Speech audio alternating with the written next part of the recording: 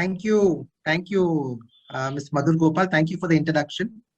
And I welcome all the participants of Masterclass in Spine. So what we're planning is a series of 8 lectures, which will go on over 2 months. So one lecture a week. We hope we've given it 1 hour time. So 3:30 to 4:30 every Wednesday for the next 2 months.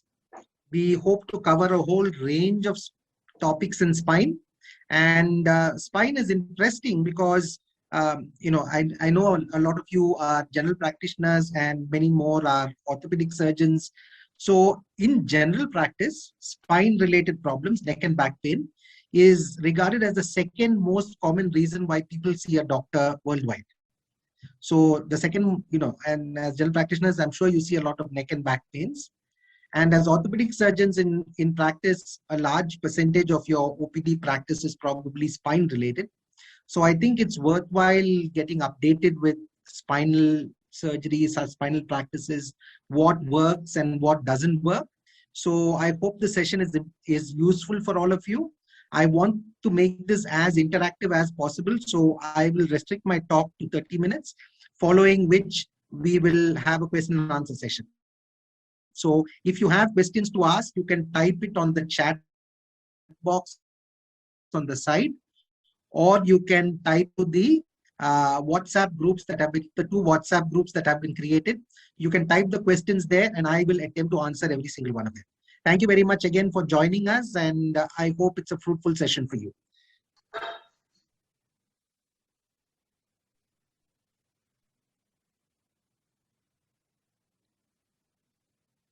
So yeah, so that is what we're going to cover today.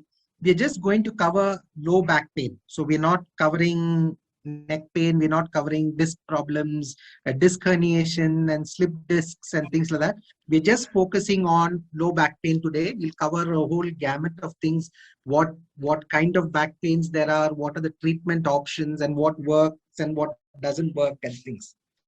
Okay, so like I said, back pain, very common problem, second most common reason why people go to see a doctor worldwide.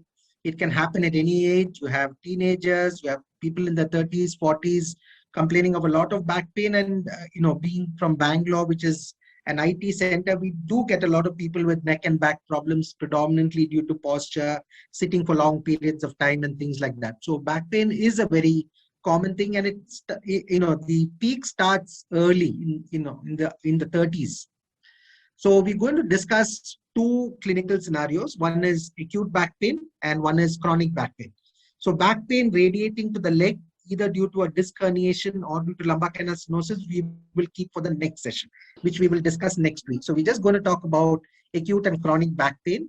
I will also go through some radiology, some x-rays, so that you are aware of how to read x-rays, how to pick up some important things on x-rays, because sometimes you may not get a report from the radiologist. You may just get the films from the radiologist, and then it's important that you are able to actually read and at least the basics of x-rays. So the first thing is acute back pain, very common problem. So typically somebody comes into your OPD saying they woke up in the morning from bed or bent down to pick up something and had this acute excruciating pain in the back. It does not typically radiate down the leg, but may go down to the buttocks. Movements of the lumbar spine, terribly painful. Some of them may come on wheelchairs, they may come on stretchers, but on examining them, you will find that the spine is significant, spinal movements are significantly restricted, but usually the neurological examination is normal. So acute back pain means back pain less than 6 weeks duration. So this is a very common problem. So 1 year incidence of ever having an episode of low back pain is around 6% to 15%. So 6 to 15% of the people have at least one episode of back pain per year. And so it is a very common problem, and that's something that you will probably see in day-to-day practice quite commonly.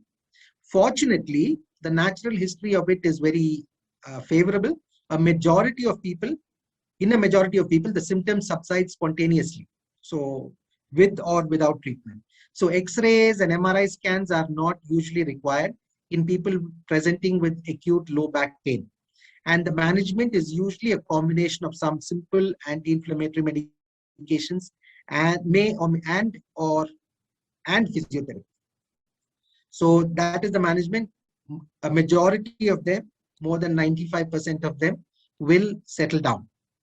However, so this is the graph. So that shows that over a period of time, a majority of people with presenting with acute low back pain settle down.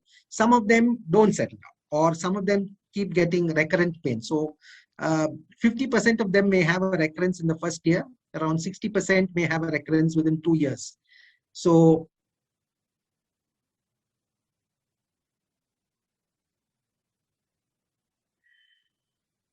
sorry, just a minute. Okay. So recurrence is, 24. Another study showed that the recurrence is around 25% to around 33%. So around a quarter to 1/3 of people may have a recurrence within 1 year. So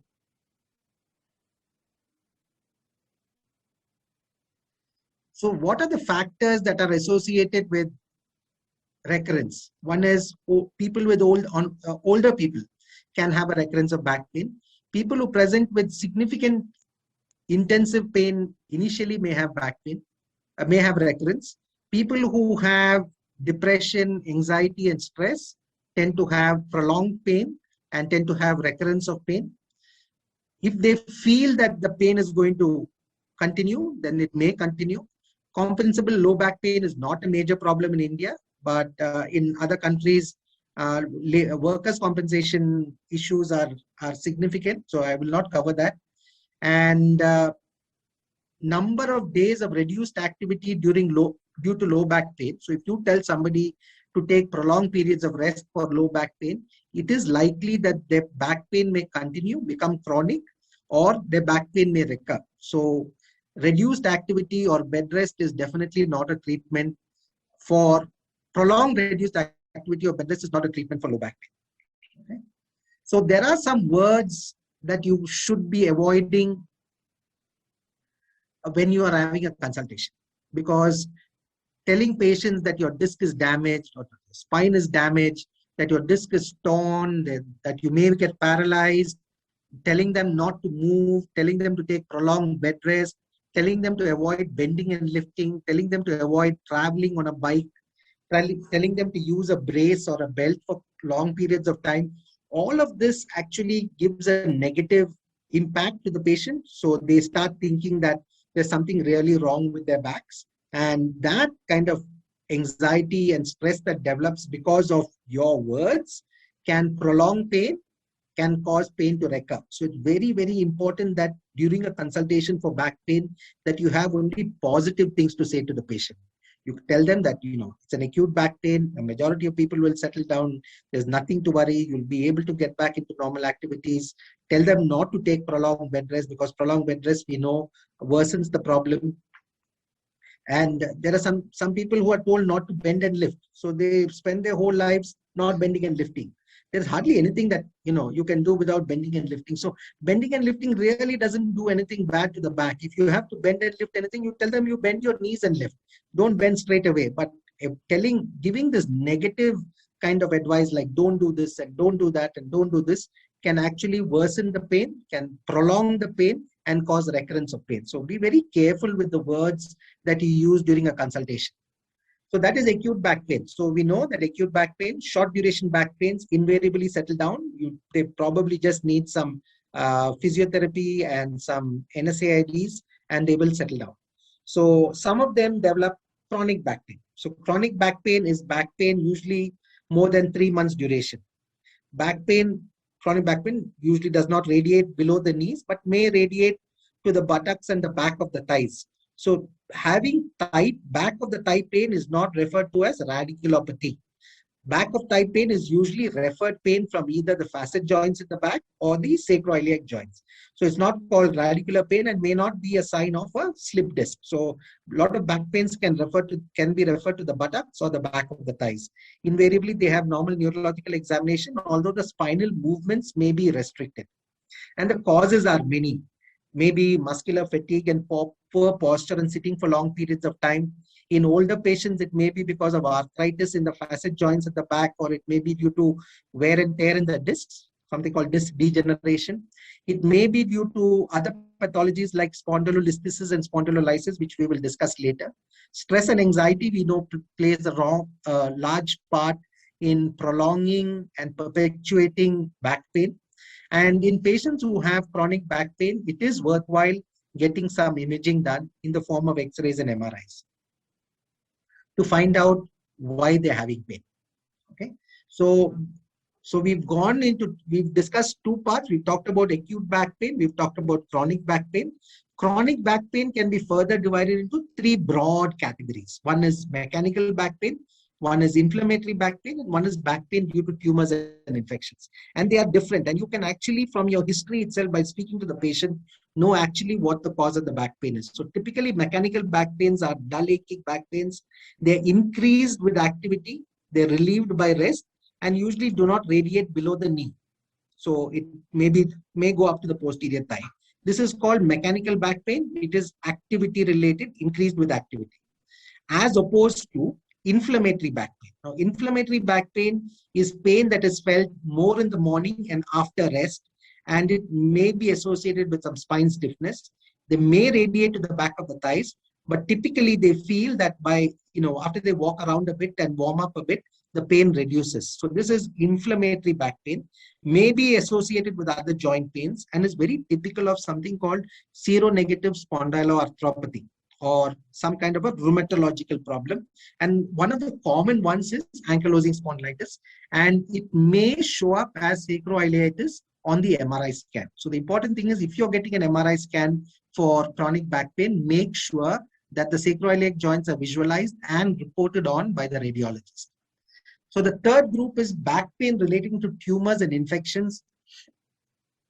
So back pain relating to tumors and infections are very different. They're constant, unremitting pain. So it will be there present all the time, predominantly at night, may usually disturbs the sleep or wakes them up from their sleep, may be associated with loss of weight and appetite, and may or may not be associated with leg pain, depending on whether the nerves are getting compressed or not. So this is all this. So whether they have mechanical back pain, they have inflammatory back pain, or back pain associated with tumors and infections, you can diagnose based on the history. However, there are a few red flags. These are the things that you need to be particularly worried about. If somebody comes with somebody below 20 or above 70 comes with recent onset back pain, you should not take it lightly, number one.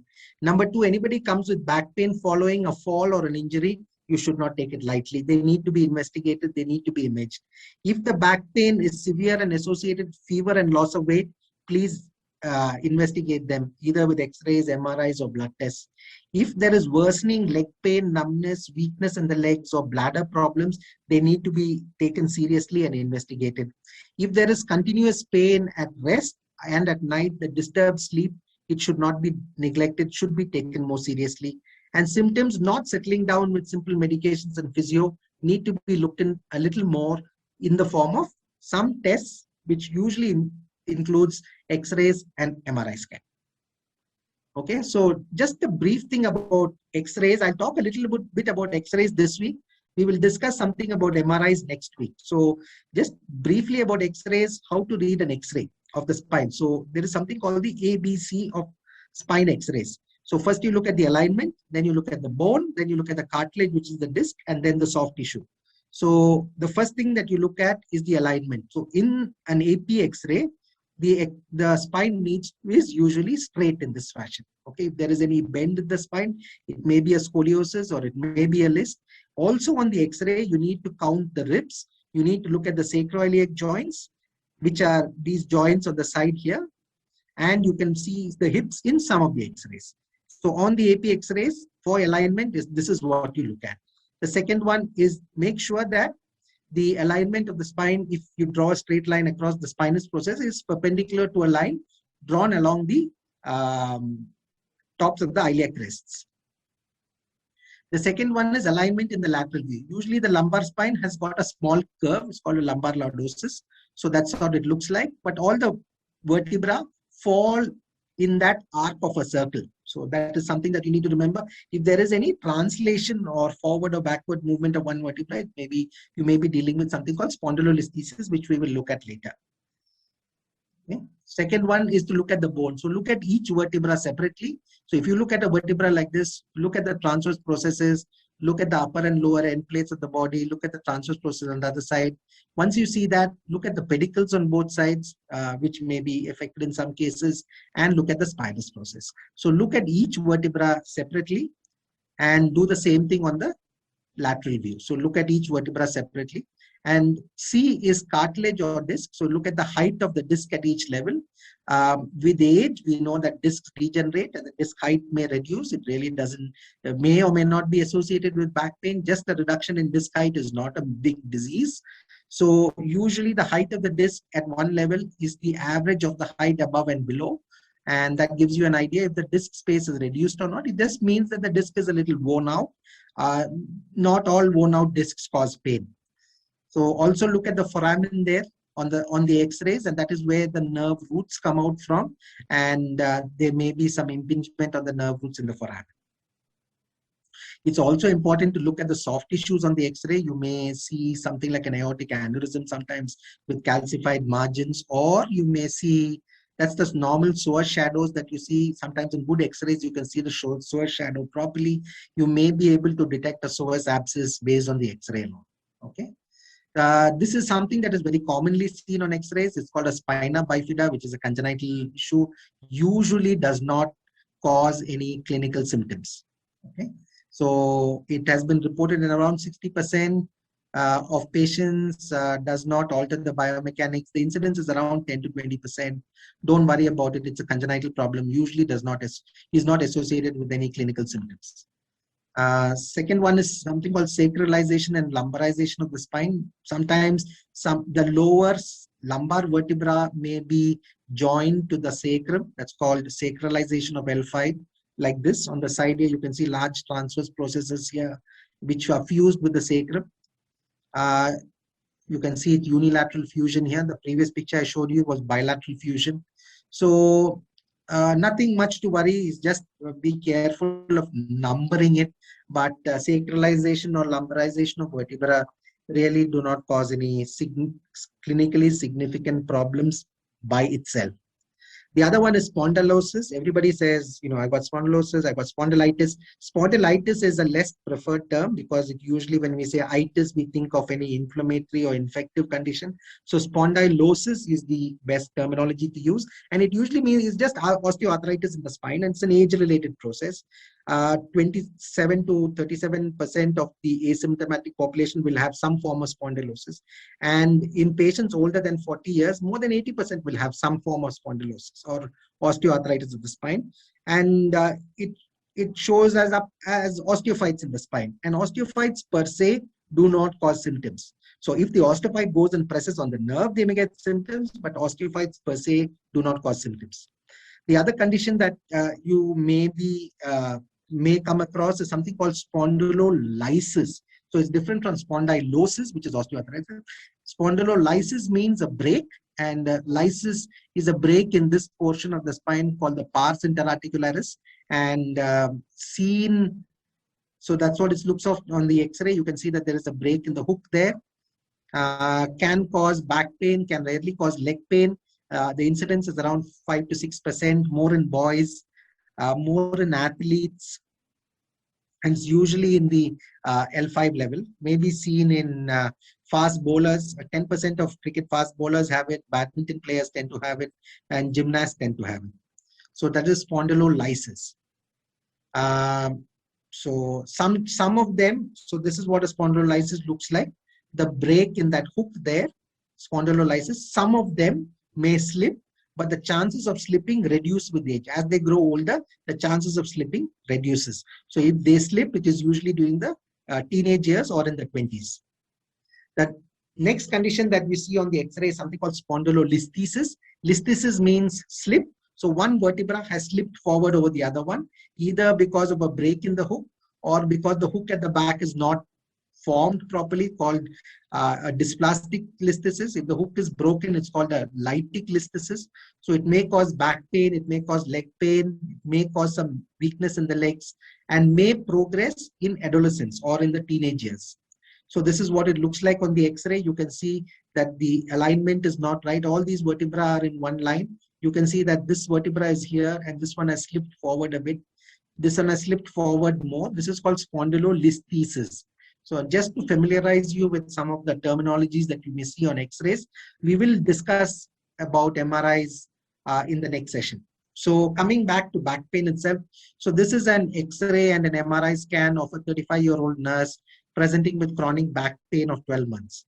So the first thing that you need to think of is, where is the pain coming from? There are numerous anatomical structures from where the pain could come from. It could come from the disc, it could come from the facet joints at the back, or it could come from the muscles or ligaments at the back. So we know that the intervertebral disc can degenerate or wear out, and some degenerated discs, which look black on the MRI, can cause back pain. So typically the back pain arising from the disc is called discogenic back pain, and is more on sitting and more on bending the spine forward. Anything that loads the disc can cause discogenic, anything that loads a degenerated disc, which is painful, can increase the pain. Okay, so we know that discs degenerate. The degeneration starts in the first decade of life and it goes on throughout life. So this degeneration is an age-related process. Not all of them become painful, but some of them can become painful. The next is the facet joints at the back of the spine. So the disc is in front. The facet joints are those joints at the back of the spine that allow some movement. And facet joints can be a source of pain in around 45% of people suffering with chronic low back pain. So muscles and ligaments usually are secondarily affected and can cause pain, but they're usually secondary to either facetogenic pain or discogenic pain, unless of course it is due to some postural issues. So the treatment for chronic back pain can be broadly divided into a biopsychosocial. So you need to not only look at the medical management of it, but there is a huge role for psychological assessment and management, especially patients with chronic low back pain, because a large percentage of them may have some anxiety and stress, and it's a chicken and egg story, whether the back pain is caused by the anxiety and stress or the other way around. The anxiety and stress is caused by the back pain. Okay. So a social assessment is also important. Psychological assessment is important. Treatment, so I will keep that aside for the time being. So just remember that there is an important role for psychosocial assessment of patients with long-standing back pain. So coming to the medical management itself, there is non-surgical treatment, there is spinal injections, and there's surgery. So non-surgical is start off. So most patients with chronic back pain can be treated with physiotherapy, and they do very well. Pain counseling is something that is very important. So I normally send a lot of our patients with chronic back pain to see my pain counselor with some cognitive behavioral therapies, mindfulness and breathing exercises. They tend to get better. It's important to sort out their ergonomics if they're having sitting jobs. Less role for medications and chronic back pain, especially less role for long-term use of NSAIDs. Be very careful. They're known to cause kidney issues. Spinal injections is a useful form of treatment. They're fluoroscopy guided spinal injections, and surgery if nothing works for some conditions that are amenable to surgery. And we'll tell you what those conditions are. But it is important to remember that for chronic back pain, monotherapy, that is using only analgesics or only physiotherapy or only medications, does not help. You need to do a multimodality treatment, which includes medications, which includes physiotherapy, which includes pain counseling. So everything together simultaneously is what helps in chronic back pain. So physiotherapy, like we mentioned already, we'll tell psychological evaluation, counseling, very important part of chronic pain management. Spinal injections is something that we do quite often. So for back pain alone, we tend to give facet injections, especially if the facet joints are looking degenerated or worn out with arthritis on the X-rays and MRIs. So they do reasonably well. Around long-term success rate is around 50 to 60%. It's an important alternative treatment for non-radicular back pain. So short of surgery, spinal injections, in addition to physiotherapy and pain counseling, is a good option and should be tried in most patients. The evidence is moderate in systematic reviews. So the other advantage with facet injections is also a diagnostic procedure which will tell you whether the pain is coming from the facet joints or not. If you inject a local anesthetic into the facet joints and they get relief of pain, it tells us that the pain is coming from that facet joint. Diagnosing discogenic back pain is more tricky. There is a procedure called discogram where we inject some dye into the disc and then look at whether we can reproduce the patient's pain. Fallen out of favor now because the predictive value is not very high. Okay. So first we come to the non-operative treatment. So there are a couple of things that I mentioned and we'll go through each one separately. So Cochrane reviews have shown that there is little or no difference between bed rest and staying active. So what we tell our patients is, I don't enforce bed rest. I say do whatever is possible for you to do within the limits of your pain. And we know that bed rest for more than 48 hours is detrimental to the outcome of the treatment or as far as pain reduction is concerned. So encourage patients to move around. Traction, there is no role for traction in any spinal condition, period. So please do not use traction. Third one, physiotherapy exercises, very good option for acute and chronic back pain. May be associated with, now we've got physiotherapists who do a lot of manual therapy and dry needling and they work very well. However, on the other hand, electrotherapy in the form of shortwave, ultrasound and TENS do not work. So not a great option for chronic back pain, and probably switch over to more exercise-based, more active forms of physiotherapy rather than passive forms of physiotherapy like shortwave, ultrasound and TENS. So these are the things that are known to work. We know that exercise works. We know that multidisciplinary rehabilitation works. We know that advice, biopsychosocial advice to stay active work. We know that traction and ultrasound don't work. Regarding acupuncture and hydrotherapy, we don't have that much of evidence. So passive forms of physiotherapy, not very effective. Active forms of physiotherapy in the form of exercise and rehabilitation, more effective. What medications work? NSAID is definitely the first line of treatment. There is no evidence that one NSAID is better than the other. For chronic pain, we tend to use some anticonvulsants like gabapentin, pregabalin, some antidepressants like amitriptyline, because we know that they work through the same chemical mediators in the brain and can help with chronic back pain. And the last one is surgery. So for most degenerative conditions of the spine, so I'm leaving out tumors, I'm leaving out infections. For most degenerative conditions of the spine, surgery is the last resort. So most of them will get, many of them will get better with non-operative treatment. Some of them may require surgery. What surgery they need depends on what symptoms they have. If it is only leg pain because of a disc herniation or stenosis, they do well with a discectomy or decompression. If it is only back pain due to a spondylolisthesis or a spondylolysis, they do well with the fusion surgery. If there is leg pain and back pain, then they do well with a decompression and fusion surgery. And the rationale for fusion means we put screws and rods in and fix the spine. The idea is to prevent movement at a painful level, which thereby reduces pain. And it also helps to stabilize an unstable spine. And the indications would be pain. The indications would be instability like trauma, infection, tumor, and spondylolisthesis, or instability after decompression. If you decompress too much and destabilize the spine, then they may require a fusion surgery. And fusion surgery works very well in two conditions, spondylolisthesis and spondylolysis. Those two conditions that I spoke to you about earlier, surgery gives good outcomes if non-surgical treatment does not work. So fusion can be done from the front of the spine through the abdomen. You can approach the spine from the front. You can approach the spine from the back with pedicle screws and bone graft. Both of them work well. They've got approach-related problems either way. And that is the end of my talk. And I'm happy to take questions.